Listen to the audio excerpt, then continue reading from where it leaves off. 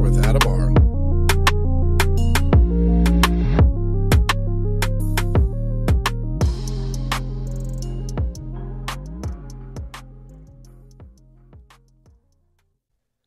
Welcome to 3P&R. My guest for this episode is paranormal investigator and actor and my friend, Pierre Giagnoli. Sean, how you doing, sir?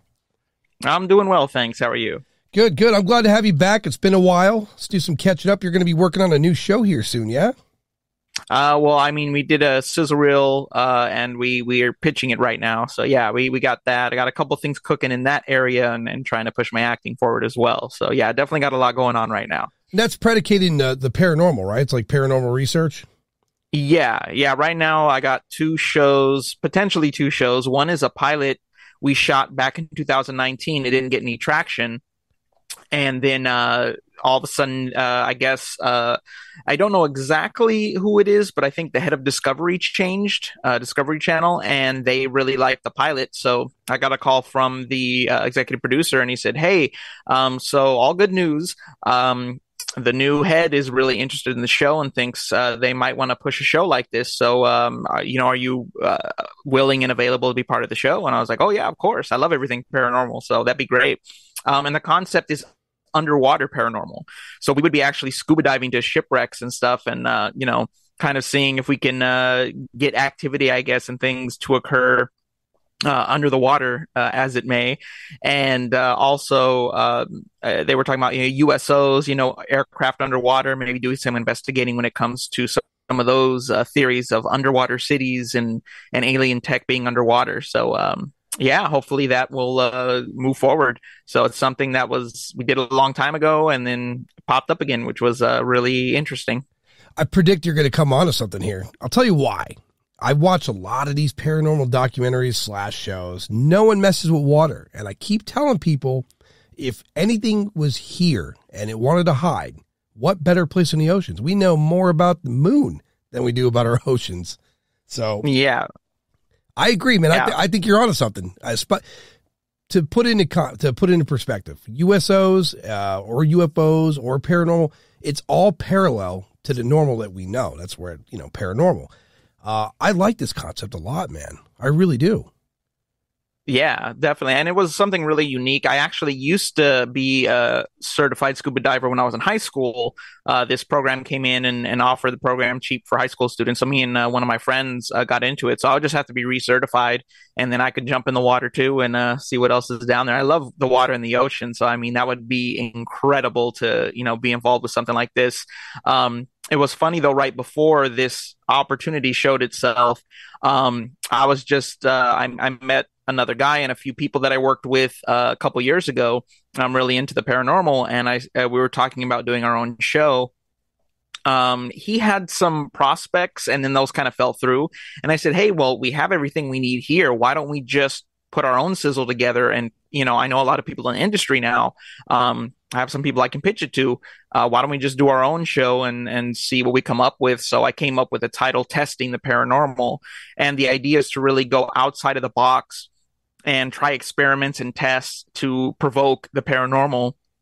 And most people hear that and hear paranormal investigator and mostly think ghost hunter. And I exemplify this by the way I investigate is everything paranormal, meaning anything outside of the realm of normality.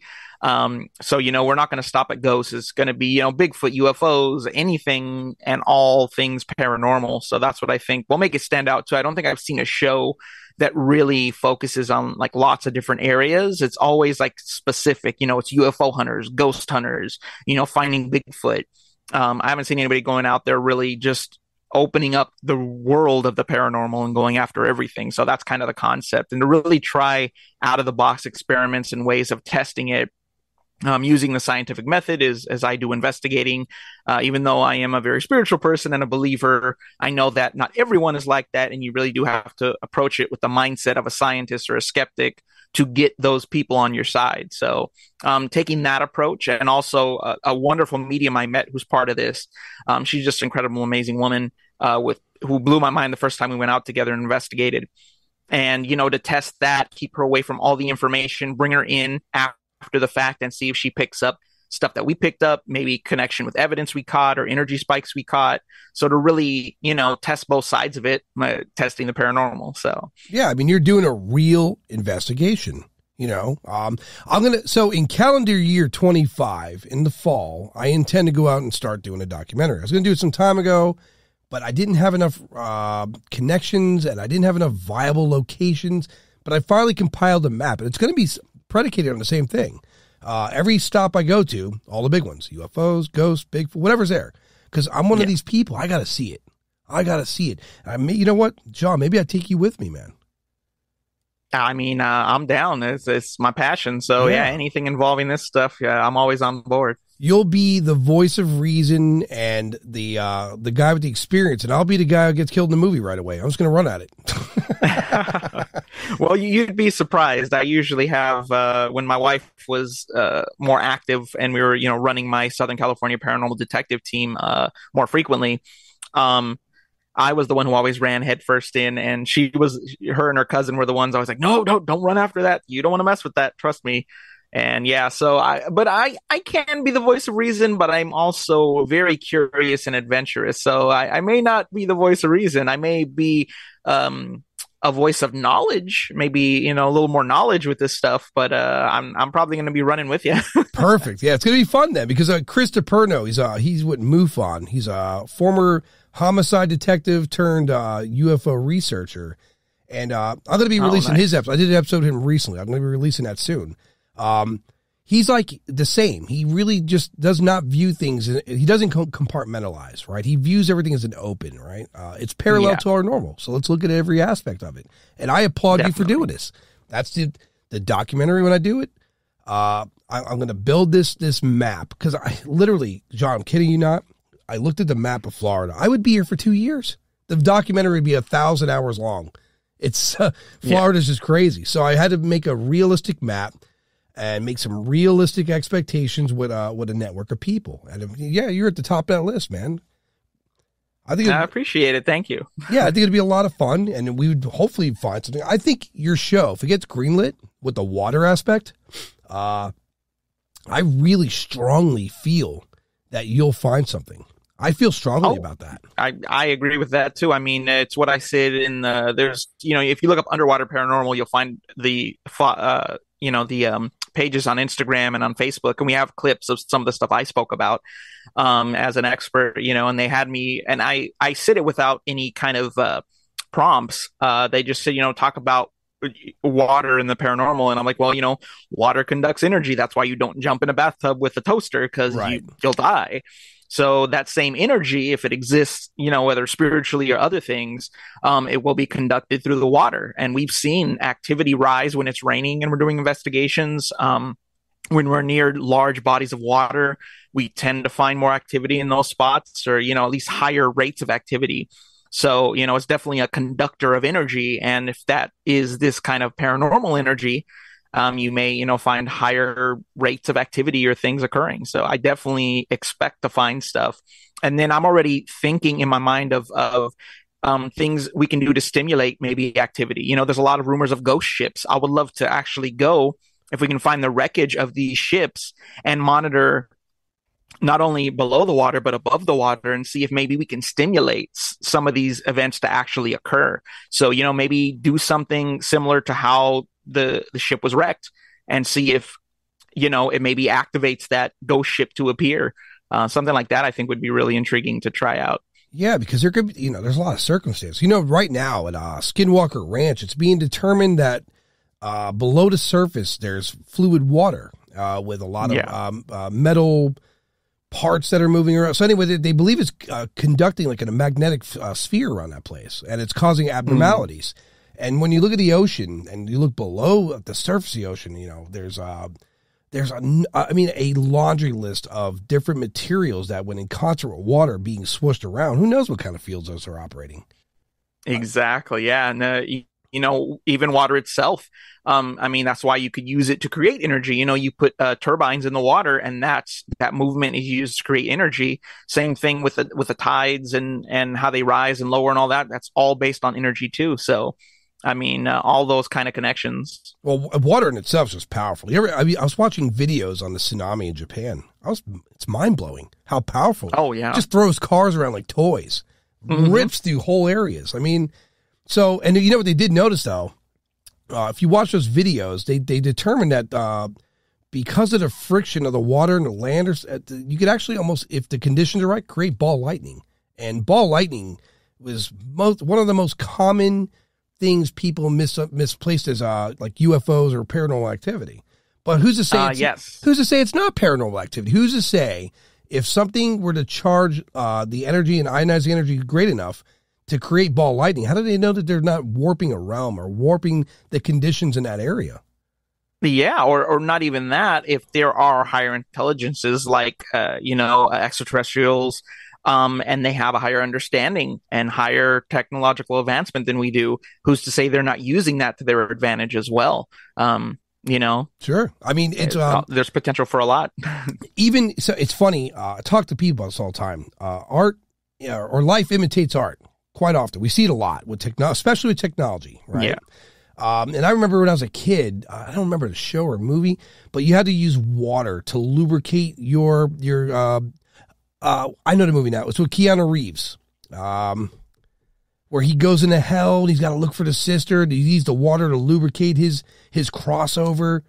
Oh, is it Constantine? Constantine, yes. Okay. And so then I remember watching a science documentary where they were utilizing the idea of having to lubricate a craft in order for it to enter into a black hole to essentially find a parallel universe. And or a parallel existence. You would have to have some form of lubrication, something that could also be conductive, and that would be water. I mean, it makes sense. Yeah. I mean, to me, it does. If you look at it scientifically, I mean, an example would be too, and I don't know if I mentioned this when we talked before, but I had a team member. He was a demonologist. He was nicknamed the Demon Warrior, and he would help with some very intense paranormal activity cases, demonic cases. But he actually knew the gentleman who was part of the Philadelphia Project, if you're familiar with that. He knew a gentleman that filmed that, and the gentleman had kept one of the films for himself. For some people listening, the Philadelphia Project is where they were the Navy, right? The Navy was attempting to manipulate space-time and move ships from one point of origin to another point of origin instantly. Well, if I remember correctly, they were trying out cloaking technology using the electromagnetic field. Right. And they accidentally stumbled upon teleportation. Right. And so the ship disappeared from wherever it was. I believe it might have been Northern California, if I'm correct, in the Bay Area. And it reappeared in a whole different other side of the country, and then reappeared back in the Bay, but with men infused in the hull that were on the ship. And just like, obviously they had to figure it out and perfect it. But that's supposedly what took place. And he had said that if he had $1 million, he could rebuild what they used to do that, and kind of move towards that. So I was like, oh, that's really interesting. Like, it sounds like something believable the way it's described, especially using energy, not fully understanding what you're doing and stumbling upon something different than even what you were trying to accomplish. That, and it made him more wise about even dealing with some of the stuff we dealt with our investigations. We had a case where there was a lot of energy being recorded, and we actually saw a portal, and he had mentioned, like, if that much energy exists and it's in this triangle of energy, like, there could be portals out there. And even said if you could find like an old metal lunchbox and put your equipment in there, it'll save it from frying if you're able to go through this, portal if you find it. So, that stuff is definitely very intriguing. I did see a portal that evening. It closed up, which was a good thing for the clients we were dealing with. And it seemed like the activity stopped after that, and not something we did, but I guess investigating it maybe triggered it or something. But yeah, it was definitely an interesting experience, and to use all that knowledge we had, I think it seemed very, well thought out, and my Demon Warrior person knew what they were talking about. Something interesting happened recently, over the summer, I should say. I had a conversation with someone, because I personally don't subscribe to organized religion. I don't subscribe to the idea of heaven or hell. But I do think that there's realms, and depending on your behavior here, which would be your ultimate vibration, would really kind of dictate where your energy goes post Earth. But a friend of mine brought a good point to my attention. He goes, the concept of demons are just what humans could describe them as the best they could, right? Yes. Because these are just 100%. These are negative energy forces that are residual energy, or in some cases might be dimensionally moving around. But because we don't really understand what they are, it's the best of our description. And the description of demons, if you look back on it, is like the concept of like something reptilian and something kind of mammal mixed together down the center, right? Yeah. And so then we got into this train of thought, like when you consider how old our planet is, what has lived here prior to us? We have no idea. Mm-hmm. I mean, there was more. We do know that dinosaurs, plants, and insects back in the day were vastly larger because of the larger content, or the larger amount of oxygen on planet Earth at the time. So the oxygen content we have now could have been similar even many millions of years prior to that. So there could have been many, many civilizations that lived here, advanced and primitive both, and it could have been wiped out by either something catastrophic and/or who's to say like the people who built those pyramids? Because if you look at those pyramids, the inside of them, there's no way people walk around there. There's no way. Mm-hmm. It almost looks machine-like. So, but who's to say who built them didn't stumble onto this idea of opening portals, and their society moved on over to the other side. They found the grass was greener on the other side. You know what I mean? Yes. And I mean, if you look at it, my wife is indigenous.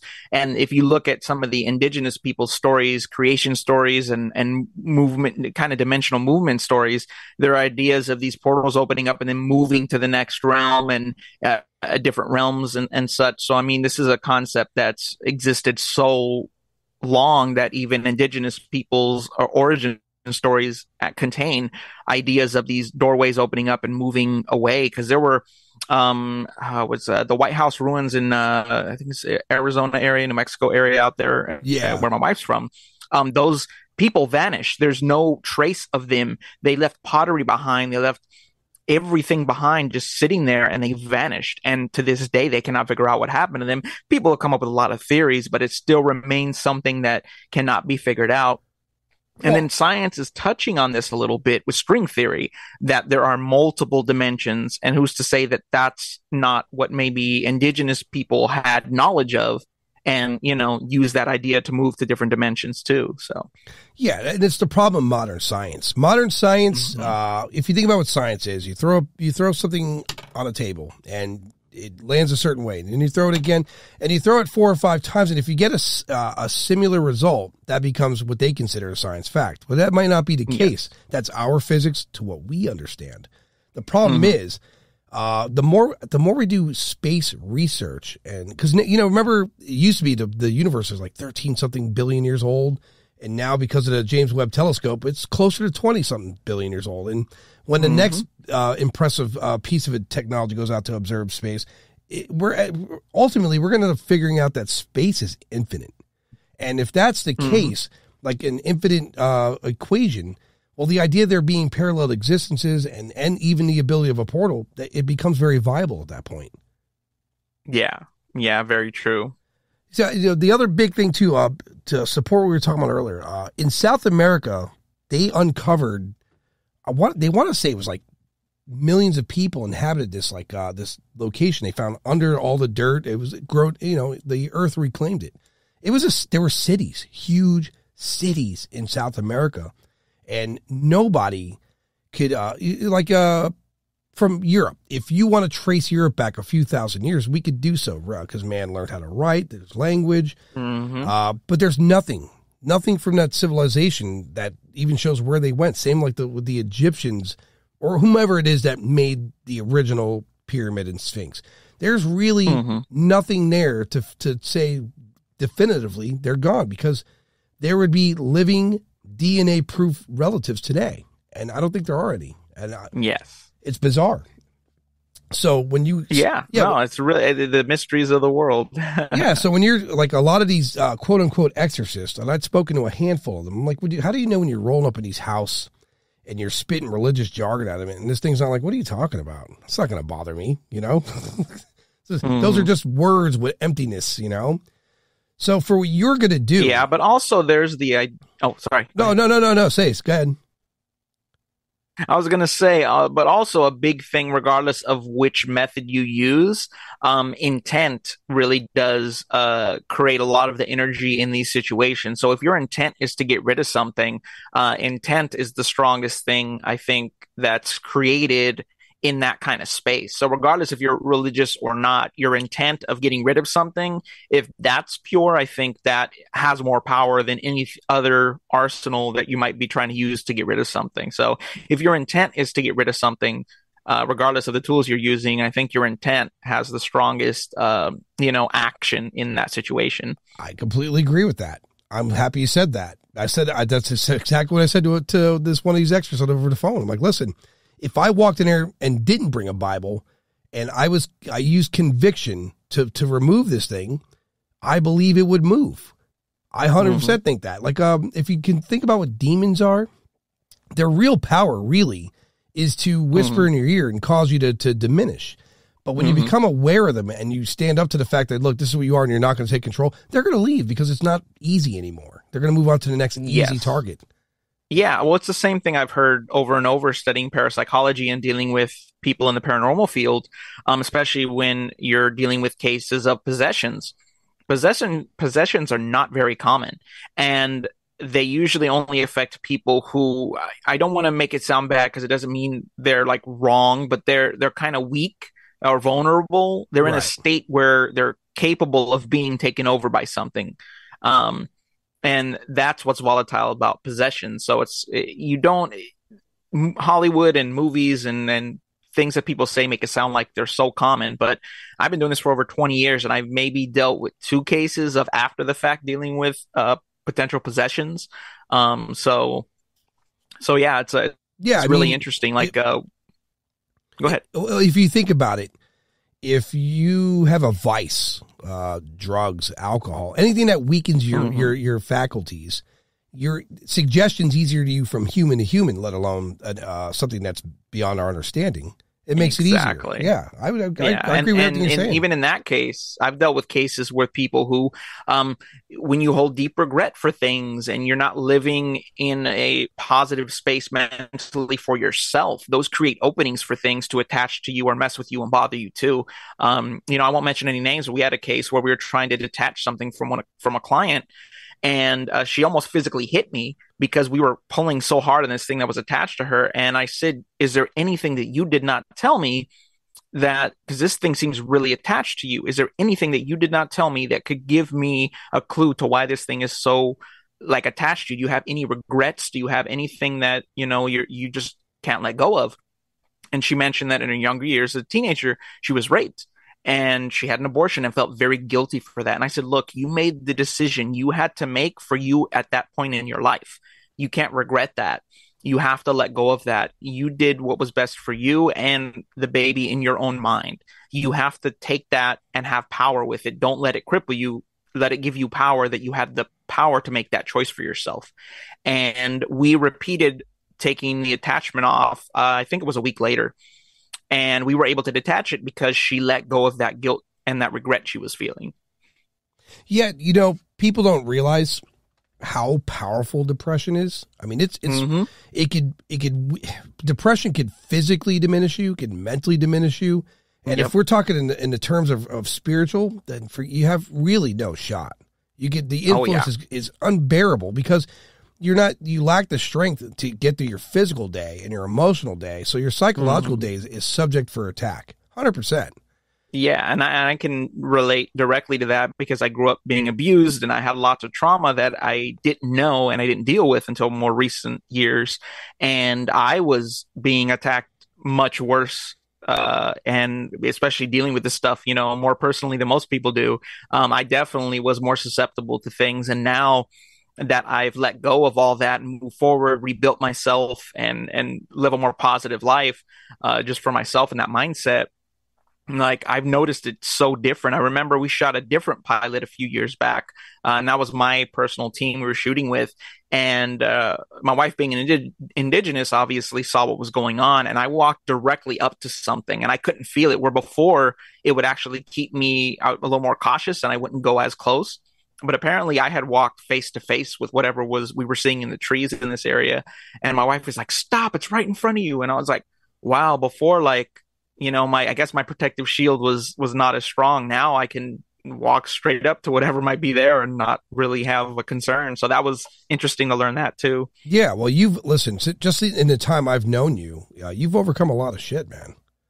You know what I mean? Appreciate that. Yeah, Yeah, it's been a rough few years for sure, but I keep feeling that I survived cancer and everything I did because I have a purpose, and hopefully that's what's happening to my life right now with the good news and working towards the goals I'm working towards.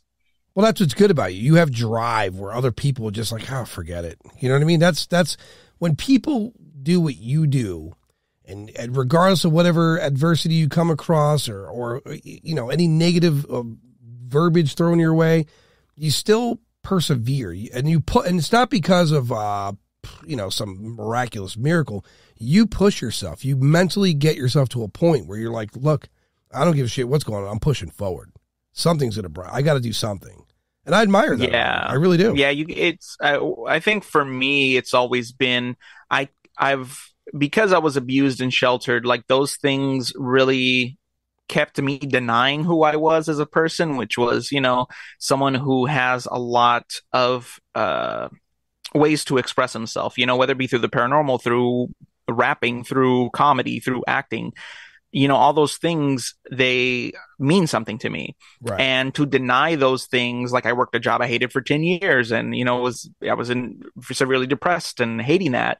To go from that to pursuing what I love and moving towards my goals. I mean, sometimes I look back, oh man, I never imagined myself doing the stuff I'm doing right now. And I mean, the night before I got the call about that underwater paranormal show, I actually dropped my agent because I was with them for 4 years. Granted, 2 of those were a pandemic, but I just feel like they weren't pushing me in the right direction. I was booking jobs for myself more than they were getting me work. And I was just like, why am I busting my butt, basically? And, I'm on a Super Bowl commercial. How am I on a set for a Super Bowl commercial and you can't get me almost anything? Like I think they got me like one good job in the 4 years I was with them, and the rest pretty much I just did a lot of background work and got myself into good things. So there's a lot of actors and people in notoriety did exactly what you're doing. They had to push because there's a reality. It's just, you can't depend on people. Like I tell people in my life, if you got to set the bar for humans pretty low. Mm-hmm. If you set a high bar for people, every day is going to be a letdown every single day. Yeah. And so what you're doing is you're pushing, fighting for yourself, which I agree. And a lot of these people in the world of, or the industry of entertainment anyway, they're self-serving. They go with the sure thing. It's not like back in the day, like you would think Brad Pitt was a shoe-in for movie star, right? Yeah. But he wasn't. He got a lot of rejection, so much so that he ended up doing I think it was like Pringle commercials just to make ends meet. And then he lucked out with a couple of scripts that were really like a third person, non-important script. And it took one person to say, I like that guy. And then he gets a phone call and then he's in a movie called Seven, It's that's how it goes though. I mean, I think what you're going to do with the paranormal, the reality aspect of it, and even the concept in itself, I've never heard of anywhere. And I really like that idea. And I say that because I do a lot of off-podcast interviews, a lot. And there were people who've witnessed objects or anything abnormal, and the majority, it's always somewhere in a huge lake, by the ocean. It's always something by water, always. And out of that percentage, even greater percentage of them believe that whatever it is going into the water. So I think you got a good thing going here. Yes. So definitely. I mean, real quick, that concept, how did it come to you? Basically, an executive producer who is he works for E and he does a bunch of stuff producing different shows and red carpet events and all kinds of stuff in the industry. And he came across me and saw, my resume and my experience. And I'm not sure what else he saw. I have lots of content out there. I already was doing my web series for a couple years. So I think he just saw something in me and wanted to have me try out for this show. And yeah, he loved me. He actually said that he wanted me on the show no matter what. If it got picked up and they wanted to change things, like he wanted to keep me. He just really liked me. He said I was good on camera. I know how to speak well. All those qualities you need for somebody to be on camera. He said basically I had them, so he wanted me on the show. And then we shot the sizzle or the pilot, and he was like, "Yeah, I really want you on this show." So and then he just called me back and said, "Hey, all good news. They're interested in bringing the show back. So seeing if we can get it picked up." Yeah, depending on when it is, if it gets released, I'm going to be in full support of it because I strongly believe we're going to find something in the ocean. So one of the questions I ask everyone these days, who's going to find the real truth behind the paranormal? Is it going to be humans or is it going to be artificial intelligence? What do you think? That's a difficult thing. I think because of the way humans are, I think as individuals we find the truth because we have very personal experiences with the paranormal that turn us into believers, or get us to kind of flip that switch that there could be more. So I think it's a very personal thing for humans. But as far as evidence goes, AI might be the one to uncover that because I think not every human can have the collective knowledge of a computer, or an AI, because an AI gathers up all the information and has it. So I think to have that amount of information would probably allow you to break that barrier and find something. Yeah, here, let me give you an example. One thing, you're right. The one thing that people have that AI will not have is an opinion. They're going to, like you said, collective information. If AI, or not if, it probably already is, but when AI is sentient, and functioning as it recognizes itself to be, I guess it would be its own race, right? At that point, yeah. So, because if you go on Chat GPT and you type in "what is God," I kid you not, it says the concept of God varies greatly among different religious belief systems, et cetera, et cetera. And so there's small verbiage through this paragraph that the AI has presented to me. The word concept, I see the word theory, I see hypothesis. So already the collective information of the Chat GPT is viewing God as something fictitious. It's not viewing it as something real. It's more concept. And so I currently think that rather than say God, and I think I've told this to you many times, I think it's just a higher intelligence, a higher energy that we can't perceive. The same way can be said about ants and humans. They don't really perceive us until we directly interact with them. Otherwise, you could walk by them, they wouldn't even give a shit if you're there or even know you're there. You're too massive for them to comprehend. But the Chat GPT and the AI, it's verbing it as concept, a hypothesis, a theory. So at the end of the day, when we're doing paranormal research and we're researching, and our curiosity of UFOs really stems down to the reality is that we're really questioning our mortality. That's what it comes down to. Would you agree with that? I definitely would, because I think most people view these things as, if we talk about ghosts in relation to this, obviously that's after you're in the physical. So that's a wondering what happens after the physical's done with here. And then if you're looking at extraterrestrials, you're looking at potentially leaving this dimension or plane and moving to another one potentially, or growing past this plane, being intelligent enough, wise enough to move past this plane into something different. So I definitely think all of it is in relation to mortality for sure. Yeah, because even me as a kid, I remember me as a kid, I was afraid of death. I was like, well, what happens when we die? I don't want to leave here. I like it here, and now fast forward to me as an adult is I really like it here. I like who I am. Can I just start over? Can I come back?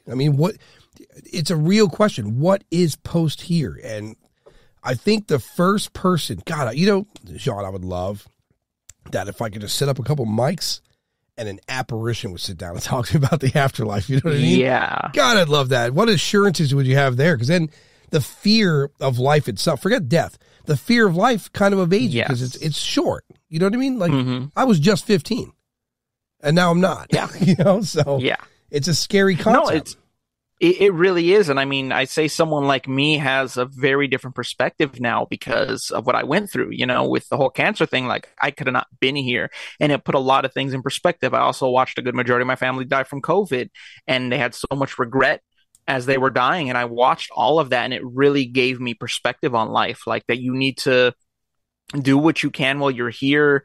Forget the naysayers, forget anybody who would tell you that anything you want to do within reason, anything you want to do that will not hurt anyone or negatively impact anyone, that you should do it, whether it's pursuing a career in entertainment, which is very difficult. I can attest to that.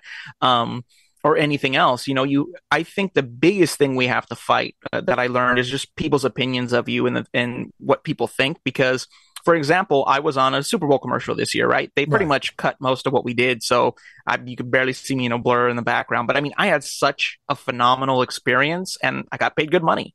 So at the end of the day, I'm very happy, regardless of if you see me on TV or not, because I'm doing what I love. And like, you can't take that experience away from me. And that's what means so much to me. I'm a very experiential person. So I love the paranormal. I get to go out and experience things. I agree. And so I think the concept of this, oh, well, you're not a real actor because you're not doing this, this, and that. It's like, you know what? I've been paid for pretty much everything I've done in my life. So for anyone to tell me anything that I've done, like I'm not legit at it, is like, well, I've been paid for my paranormal stuff. I've been paid for my comedy. I've been paid for my music. I've been paid for acting. These things are just a passion of mine. Like my status doesn't really matter to me. What matters to me is being fulfilled. That's what I hate. I always tell people this. I switched using the word success to fulfilled because success is outward. It's how people view you. Right. But I think fulfillment is very internal. It's very personal. And I think to be fulfilled is so much more important than anything else you could say about what you want from life. I agree with you, man. I used to do this, and in talking to you now, I don't. I'm going to start doing it again. I would wake up and say, what am I going to do to make today quality? Whether it be a walk outside, anything that breaks the norm. Because, typically my norm, you wake up, look at email, compose this, edit that. I shoot pool a lot. Unfortunately, the repetition of shooting pool all the time, every day starts to feel like Tuesday, and I don't like that feeling. It's why I try to shoot at different pool halls, be around different people, different environments. But the quality of the day is, and I'm going to start doing it now. Now that we just had this conversation, it's just resonated with me again that I'm not doing that. Is go for a walk, different directions. Go have an ice cream somewhere. Go to a movie. My daughter and I watch TV together when she comes over. I need to break that habit. It's time for us to go do stuff outside because the quality of the day is what you make it. And so the quality of your career is what you get from it. And if you're enjoying what you do, that's success in my opinion. You know what I mean? Exactly. Exactly. Same thing. Yeah. Cause I don't view, I guess I'm different. I just never gave a shit what people thought. Yeah, people can form opinions about me. It doesn't matter. I don't care. It matters none. Am I happy today? So I got to get back to the quality of the day. And I used to rank it. I swear, Sean, I used to rank the day. Like, what was today? About a 10? Did I have a 10 today or was it like a 6? And when I'm hitting below a 6 on the quality day means I basically sat home and watched videos. And that's not a quality day. You know what I mean? Yeah. That's a very low quality day. That's I don't feel like doing anything. Let me throw on this. John, the other day, I was home. It was late night. Got home from the pool hall, and I literally just messaged you. Actually, yeah, we just messaged, and I was like, watch a couple paranormal. Nice. Yeah, watch a couple paranormal videos. You know what I mean? Get prepped up, and before you know it, it's 6 o'clock in the morning, and I'm watching videos with fucking cats. How did that happen? Where did that transition happen? You know what I mean? So yeah, it's true. Yeah, well, I think we are as humans, I think all of us are probably on the spectrum on some level of ADHD. Yeah. Just a lot of us probably don't show a lot of the extreme signs of it. But we're so used to consuming content, and the content has become more bite-sized now Yeah. because of social media, TikTok, all these platforms that exist. And I mean, it engages us. And especially if it's something we know, and then you got the algorithms, which is basically AI watching our patterns of watching and giving us stuff that we like, that just keeps us more hooked on it. So yeah, we get lost in the never ending scrolling of like, oh, I'm just gonna watch a couple of things, and then all of a sudden it's 3 a.m. and you're like, wait, how did I get here? Yeah, it's bizarre. Like, I'll tell you, I was going to message you back in, I think it was October. I thought of you, but the reason I didn't message is, I'll give you right now. I ended up binge watching this whole thing. It's a show called Face Off. And basically they have competition for makeup artists to create fictional characters out of these models. Me and my wife were hooked on that show when it was on TV. So yes, I know that we used to watch it. Man, that could suck you in. You can get sucked in really, because it's not just the reality and the competition and the personalities. It's these wonderful creations that you see at the end of every episode. Yeah, it's amazing that people could make makeup look so great. I binge watched that whole thing, man. Understandable. Yeah. I used to be hooked on that show too. Me and my wife would watch it when it first started airing. I was super disappointed to find out they discontinued it. I don't know why. That's a fantastic concept. It's nowhere. I've never seen that anywhere else either. So, but yeah, yep, very true. For you, moving forward in the paranormal, what approach would you want to take now as opposed to what you started out doing? What would you want to change? I don't know if I'd change anything really. I think, I learned a lot. I was young when I first got into this. Obviously, I experienced it at a very young age. But when I started in high school, it was more just like, you get overexcited about everything because it's new. It's something, you don't know, and you hear a sound, or you think you see something in a photo or in a video, you think you hear something. And I think just getting overexcited. So I really like my approach now, where I'm a lot more calm and serious till we see something that we can't disprove. And then it's like, that's when the excitement kicks in. So for me, I think, being more calm and not getting overexcited about things, because I know plenty of people who still get way overexcited about stuff that happens. And I think one of the biggest things for me is, especially because I'm trying to help clients out when they call me for cases, is to keep the client at peace and calm. And you can't do that if you're reacting and freaking out. Right. So for me, going in with a calm attitude, showing serious concern for the client and listening to them and understanding them, that helps them the most. And then if I can come in, be professional, and even catch evidence or, relate to them, because most people just want to be validated in their experiences. Some people do need more help than that, but majority just want to be validated that, hey, I'm not crazy. These professionals came in and they caught evidence of stuff I told them about, or I forgot to tell them something and they experienced that. And so that it's really just, for me, helping people is what I try to do the most in more, private homes and those situations where people are calling for help. Right. So over the years, because a lot of people, a lot of investigators, they have their own kind of hypothesis on post-life. And when I say I have mine, I have a hypothesis, but I'm not certain of it. And it's because I grew up Catholic, that I got such a bad taste in my mouth for religious belief systems. You know what I mean? Same here. Yeah. Especially with I have people in my life that are born again Christians, and it's not even a belief system, more as it is like ignorance. Like, oh, God only made here. You have tattoos. You're going to hell unless you ask for forgiveness. Just all this horse shit. You know what I mean? So I had to sit down one day and, ask the question, what happens after this? And so part of the reason I was going to do the podcast is speak to people, find out what they learned. At one point in time, I was even considering bringing on, a rabbi, a priest, and have them sit down and have a panel. I got through about, I don't know, maybe 36 minutes of recording before these guys were full out screaming at each other. I was done. I was like, this is a panel. We're not debating who's got a better religion.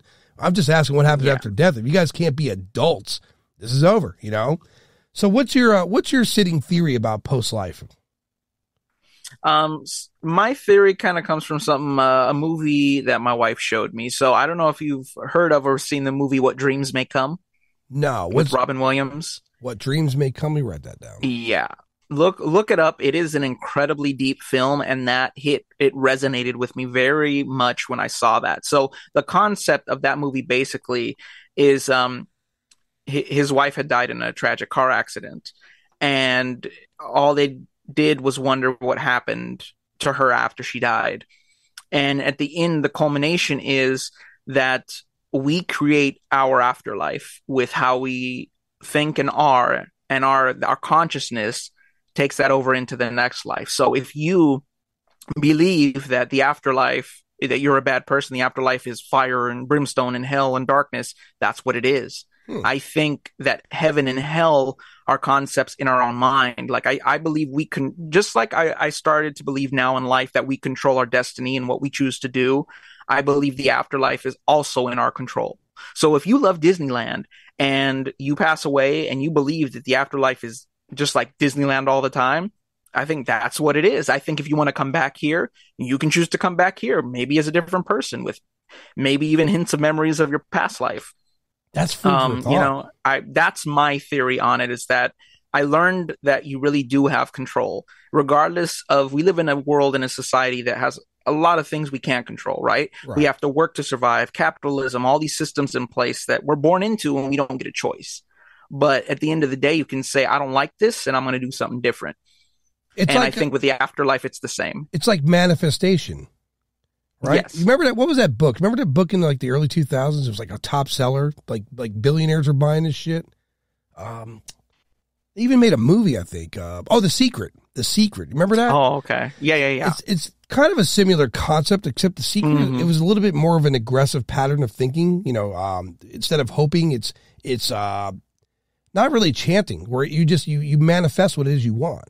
I mean, if that's the case in the afterlife, for me, I have to really carefully consider what I consider to be heaven, because there's a number of ideas that come to mind when I hear that. Of course, yeah. But also, I think it's hard to fully conceptualize that while you're living, because there's so many constraints being in the physical human form. I believe once we leave the physical form, a lot of the desires we have are very carnal, I would say. You know, you don't have to eat to survive when you're not in physical form, you know. Right. You're not going to have sex in the non-physical form. At least I don't believe you will. I'm not sure. Maybe you do. I don't know everything about it. But my theory is that there's going to be a lot less blockage when you're just pure consciousness and you don't have other factors that are influencing you or blocking you from maybe seeing clearly what things are. Well, it's true, because everything we feel, I mean, even anywhere from love, sadness, or a gunshot, is signals from the computer in our head that causes chemical reactions or physiological reactions. So if you're pure consciousness, I would imagine you could conjure up the feeling of whatever you desire. So to support what you're saying, if you enter post-life in a anguish state where you feel undeserving of a glorious afterlife, perhaps, you're right. You could probably manifest that. Yeah, because that's what was in the movie, essentially, of What Dreams May Come. His wife had all this regret and stuff, and she put herself in her own hell of living with everything that she thought she did wrong and bad and all that. So, I mean, that really resonated with me, as we live like that in our physical form. So I think we could easily live like that in a non-physical form. Yeah, I would have to agree. I mean, I'm really under the impression that there's a source to all energy in the multiverse. And our energy, when we leave here, this is my own theory, by the way. I mean, I'm sure there's this, collective consciousness. Someone else has thought of something similar, but I lean towards the idea that when our energy is done here and the computer shuts down, the body shuts down, then your energy goes back to the source, and you could either be reincarnated here at a either now, previous, because space time matters none in the energy form, right? There's no time really only affects us the way we allow it here, because we're on a planet that rotates. We can count the days. That's the only reason time's relevant here. But if you were to leave this planet and go hang out by one of the moons of Saturn, time is going to affect you differently there than it's going to affect everyone here at Earth. And the further away, the greater the experience it would be.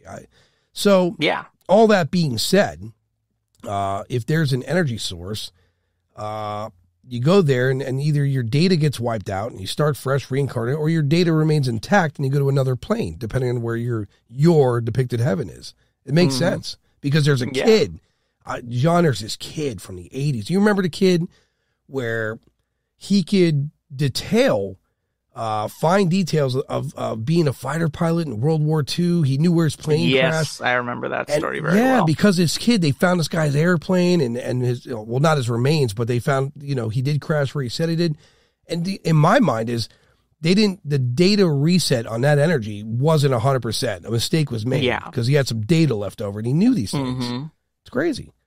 Yeah, no, it's true. I mean, it may sound crazy, but even my wife remembered me from a past life. So it was interesting because, to be honest, being an empath, I've had difficulties dealing with people sometimes because I could feel their energy versus what they're telling me. And it can be completely different sometimes. So it throws you off. Even as an actor, one of the most difficult things for me is auditioning because the last in-person audition I did, I do self-tapes now, which is fantastic. I have my little room set up here, do my self-tapes, send them in, bam, and I've booked stuff too. But in the in-person auditions, it's so different because you can feel their energy. I auditioned for this show, went in. It was a couple young people, so it's not like, they were old and bitter or anything, but you could tell they had been there all day and they were already exhausted. Yeah. And so as much as I try to not let it affect me, it's difficult because the energy in the room was just down.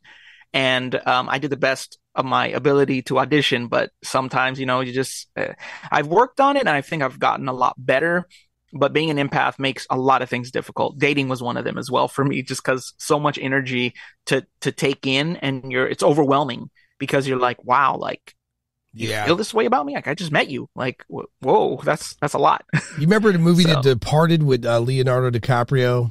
Yes. And he's at the appointment with the therapist or the psychiatrist, whatever she was. And she's like, why is the last patient always the hardest? And he's like, it's because you've been here all day and you're tired. It's not supernatural, Yep. Yeah. So I mean, it makes sense. It's true. And it's true for anyone. Like when you had a long day, the last thing you want to do at the end of the day is deal with more horse shit, Yep. Yeah, exactly. I get it, man. It's I don't know. There was that movie, by the way, I'm seeing right here, Robin Williams. This guy took a lot of serious roles on towards the latter of his life. I didn't realize that. He was a serial killer in a movie. But there was one movie he did that I did see from this I realized this movie you're telling me about is from 1998. I never even heard of it. That's twice today that there's been a movie that's older I never heard of. But he did this movie, I think it's called where he's a AI robot. Bicentennial Man? Bicentennial Man? Bicentennial Man, yeah.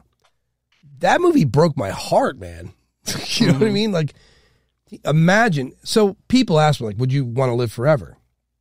And the answer is, well, no. I mean, I could, but I'd have to move a lot and make new friends constantly. And then the overload of data for my brain to handle. I don't know. I think for me, it would be the current constraints of humanity on this earth.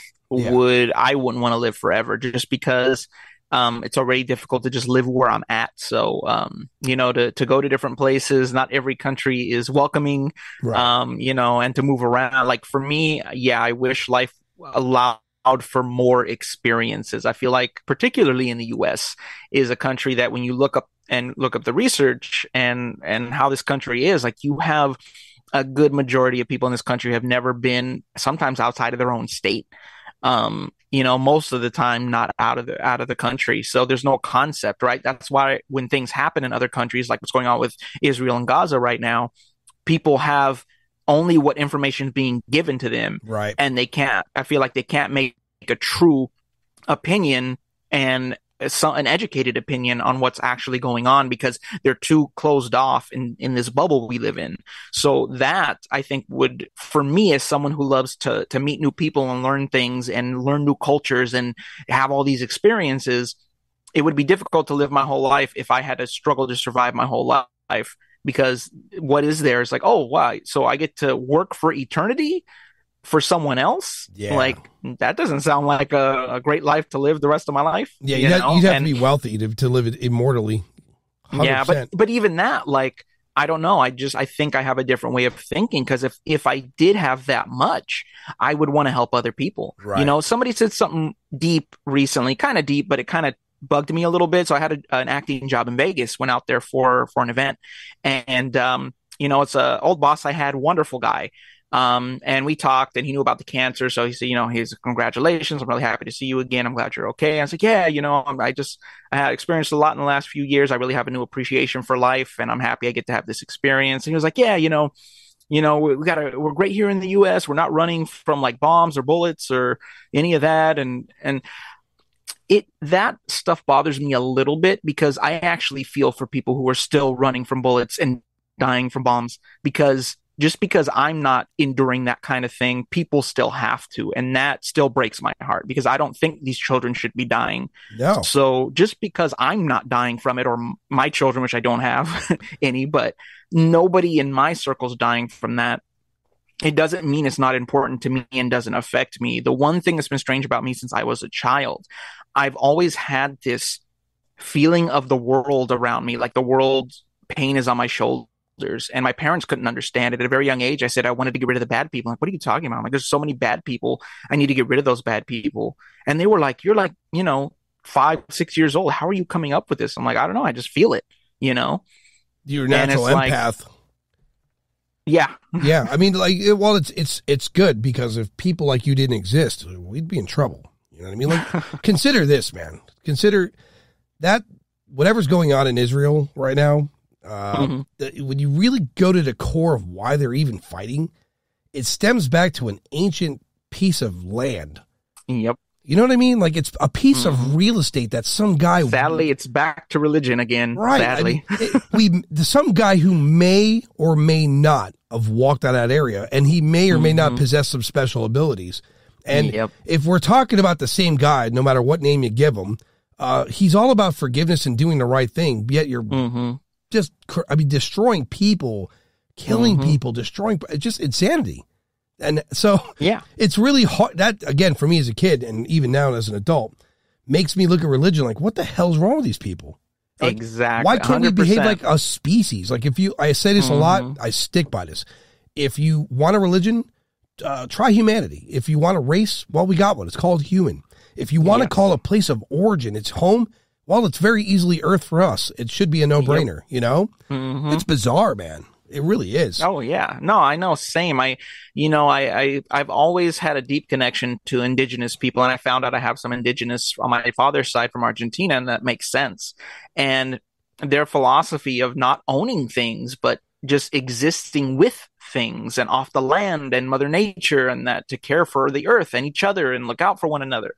These concepts have become negative nowadays, over the almighty dollar, over I need to have more than you, and all these concepts that we selfishly have created. Oh, yeah. But I've always loved the old philosophies. I mean, one of my favorite there's an indigenous man made a joke about daylight savings time. And he said, only the white man would think cut off a piece of a rug and put it on the other side, and it makes the rug longer. and I was like, that's so true. Like, that's actually really good. It's the truth. That is the truth, man. If you think about it, wow, now that I really think about it, if the structure of look, we have it really good in America. Let's not kid ourselves. We have it. Yeah. We have it really good. I have people here. I know people here. I'm related to some where they're like, oh, this country's bad, and this president and this, that. I'm like, this is the shit you're worried about. There's some countries they're worried if a bomb's going to fall on them. Exactly. And then they're worried. And then people form their opinions here in strength and in numbers on social media. They cause these big rifts. You should be glad that happens, I guess, because if you go anywhere else and form those kind of opinions, you'll be executed. True. True. And in China, they got a social system. That's even worse.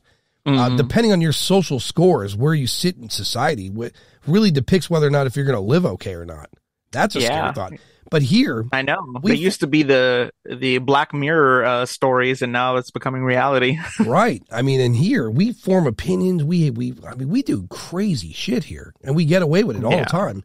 And we condemn our own country. Now, look, do I think the structure of our government's perfect? No, it's far from it. It's all fucked up. But it's better than some of the alternatives out there. You know, because well, I mean, and also I think where people falter all the time is they always blame the systems, right? But it's we never look at the origin, right? So man is corrupt, so therefore anything man creates will be corrupt. That is how the story goes. So it doesn't matter if you want socialism, doesn't matter if you want communism or capitalism or whatever system you think is better than the next. When man touches it, it will become corrupt. Yeah, I mean, that's, if you look at history, that is the story. It's not new. It repeats constantly. It's here. We created something awesome. Well, here comes some greedy people who now control the system, and they're going to take full advantage of it and screw a lot of other people over just so they can have more. And that's in every system. So when you say capitalism's the greatest, not when you have corrupt people controlling the system. Right. It's not the greatest, right? Yes, I agree. We have definitely a lot of freedoms and things that other people don't. But yeah, there's a lot of problems with, again, our understanding of humanity. We always put the blame, but we never find the problem. I think one of the biggest things, they always scream racism in America. Yeah. And to me, America actually is a classist system that masquerades as a racist system. It's not to say that racism doesn't exist. It's to say that that's the kind of like, thing they blame, so we don't actually face the root of the problem. It's like, if we really look at the classist system, that's where we have our breakdowns. Racism in general, yes, it definitely creates barriers for certain people, but the big breakdown is classism. Because not to get political or anything, but if you really analyze like someone like Donald Trump, a lot of people say he's racist, but I don't know. You actually find mixed stories about his past. So it's not necessarily that he's racist. I think it's based on the people he's dealing with. It's not necessarily racism. It's like, oh, well, you have money or you have something I could take advantage of. I'll work with you. Doesn't matter your race. Right. But if you don't, then I don't care. Push you aside. Get out of the way. It's different levels of privilege is what it is. Exactly. And again, that goes back to classism, rather than racism. And a good example too. And I have a friend of mine who's like a math genius, man. This guy could figure out anything. And he told me, he said, if every person in the country who's made north of $5 million threw money, a small sum of money in a pot, there would be no homeless, there'd be zero problems in this country. Everyone would have health insurance and a roof over their head. And even the people that are homeless that are there because they made bad choices and they continue to make bad choices, facilities would be built to try to administer some form of help rather than what we're seeing play out in our country right now. And I said to him, like, well, how many people have more than $5 million? And he broke it down. I was shocked. I was like, there's no way. He goes, you know how many billionaires are? I'm like, well, I mean, so when you think in terms of billionaires, you think Bezos, you think Elon, these big names, Gates, these pop in your head. But you don't realize that there's more billionaires than on the planet than what we're aware of. So it is consumption and is a me attitude that really suppresses not countries, but humanity overall. I agree completely. So it's a far cry in this country to believe that democracy is the absolute best direction to be in. We really, again, it's these words, democracy. It's we just and the power they put behind these words as if they actually mean what they are. You know what I mean? Because we were supposed to be a republic, not a democracy. But I mean, that's just history. Here, we still behave like Romans. We really do. We got these Democrats or Republicans. I kid you not, I'll never forget this. I was watching a debate. This is when I really gave up on politics a long time ago. I was watching a debate, and I watched a Republican and a Democrat. Both form basically the same opinion. Both come with basically the same idea to help with the health system here. It was the same message.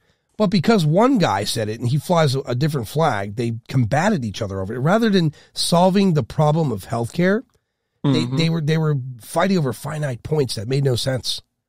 And that's one of the things I always really get on when it comes to this stuff is if any of these politicians actually cared for people, then these stupid debates and then the mudslinging and the name calling and the WWF kind of attitude Yes. ideas we're seeing in politics, they wouldn't exist because it would actually be about the people. But it seems like it never is that. It's always tends to be pitting one group of people against another group of people. It always has to be like, well, you're this, you're that. Like an example would be if I made fun of Joe Biden, people think you're automatically for Trump, or if I did vice versa, I would be the other. And I always tell people, like, look, I've spent my whole life looking at politicians, studying politics, and our system is a joke when it comes to the two major parties. Like they're backed by the same backers all the time. Like it's the people who are using the tax loopholes and getting the laws made in their favor that are benefiting off of these politicians, not us. I mean, so why would I sit here and be like, yeah, it's awesome? Yeah, at the end of the day, and I tell people this quite often, people view the president of the United States as the real power, and he's not. Mm-hmm. Definitely not. Not at all. And I know this on the string. Yeah, because when you look back at like Obama and Clinton and several other presidents that approached to find out the truth about UFOs, they didn't have the clearance, Yeah. And the reason is because their job is anywhere from 4 to 8 years. They're not there forever, so they shouldn't be privy to everything. So if you really want to know who the real power is, whoever's in charge of the secret UFO programs to this day, that's the real power because they're in the know. 100%. You know what I mean? That's who you. So it's not any one person. It's probably a group of people, and then when they perish, they take on their predecessor. You know what I mean? Yeah, and I think that's a good point, and I would even take it a step further. I think it goes beyond UFOs. I think there's actually knowledge of much more supernatural things. I don't know necessarily about Bigfoot, but definitely the spiritual side of stuff. I think not only is it UFOs, but on the supernatural side, I think they have a lot more knowledge than they're telling the public about. Oh, easily. I'll tell you why.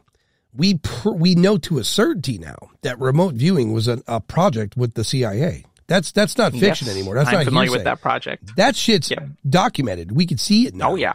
So if like let's say at some point in time in history, one of these acronyms, CIA, FBI, one of these acronyms found out about ghosts, like an apparition, and they were able to find the technology to communicate with it pretty directly.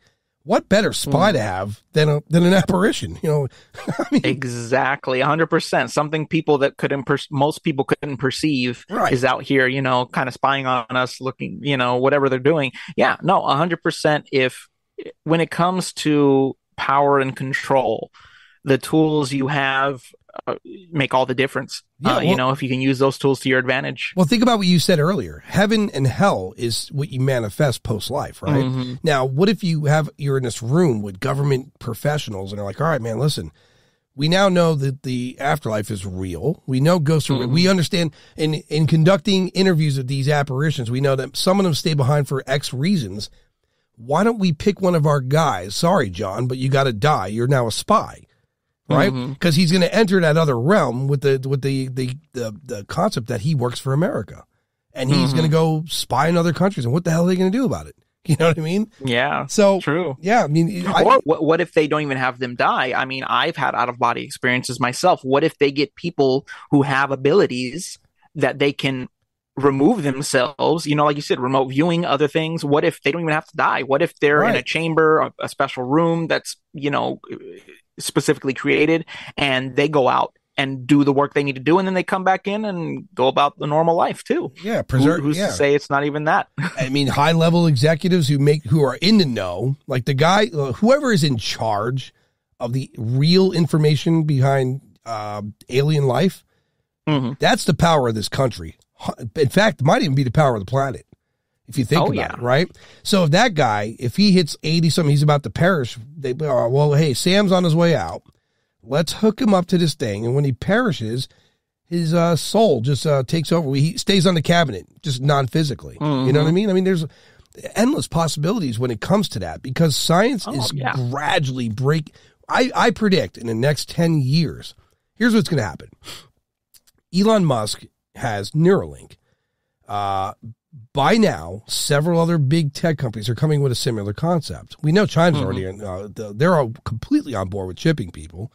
But so now you have a chip in your brain that renders your cell phone worthless because the most powerful computer on the planet right now is our brain.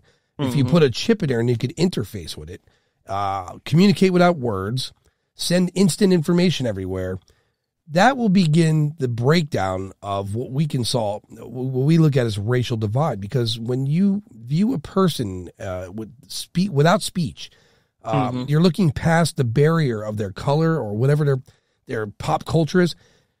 When you really look at people as their energy, all that other shit doesn't matter. Oh, yeah. And things like religion and politics and things like entertainment, it changes completely. Yeah. Right? So then what ends up happening is when you have a chip in the brain and you're basically a cyborg, a superhuman at that point, the only real fear there would be hacking. Let's be honest. If someone could hack your chip, hack your brain, game over. Or if if artificial intelligence becomes sentient and they take over your chips, well, then the Matrix is real. They took over. So there's good and bad here. The good is when you're hooked up in such a way where you could literally look past people for what their exterior speaks to, race, all these dividing factors become a non-factor. The bad side is you could be controlled completely. And that's the bad side. So that's the scary part with evolving technologically, because we can't predict an outcome. It's impossible. So I don't know. That's going to be the scary part for me. The day, because as it sits right now, my watch tells me how much I'm sleeping, tells me how much I'm moving. It even tells me when I should have water. It, in fact, has a system in it that does an ECG.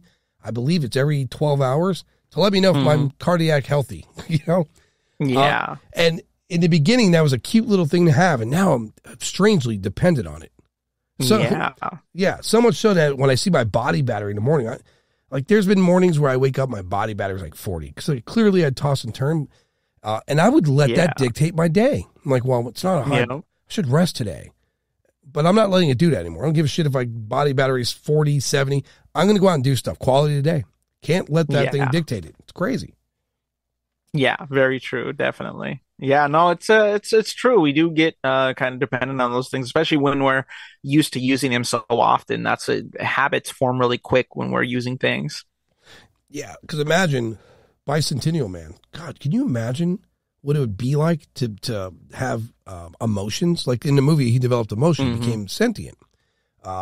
Imagine what it's like when mankind, what if we had a nuclear war, killed everything on the planet? You're the last thing there, and you have emotions? That sucks. Yeah. That sucks. I couldn't imagine it. So anyway, Jean, moving forward, let's talk about any projects you want to work on, and before we close out. Right now I'm just in the process of looking for a new agent. So, that's the big thing for me, especially, wanting to push my career forward. I really want an agent that's going to help work on my career. And also if these shows get picked up, it'd be nice to have an agent to work better deals, for me as a cast member on one of these shows. But at the end of the day, it's all about me being my true authentic self and doing the things that I love and I'm passionate about, and showing the world one day that I do all these things. So yeah, perfect, man. Because you know what I would like? I would like, not that it's feasible, but imagine solving cold cases by channeling the deceased or the energy thereof or the data of. Yeah, definitely. I was watching Unsolved Mysteries recently, some of the older episodes where they, psychics and mediums helped out with solving cases. So that definitely is, a little peace of mind for people, especially if there's family still alive. That would definitely give them some hope. And closure, 100%. Yep. Well, in any regard, we're going to close out. I'm going to talk to Jean in post. So anyone listening, we're going to say good day, good evening, good night, or whatever it is for you. And we'll talk to you again soon.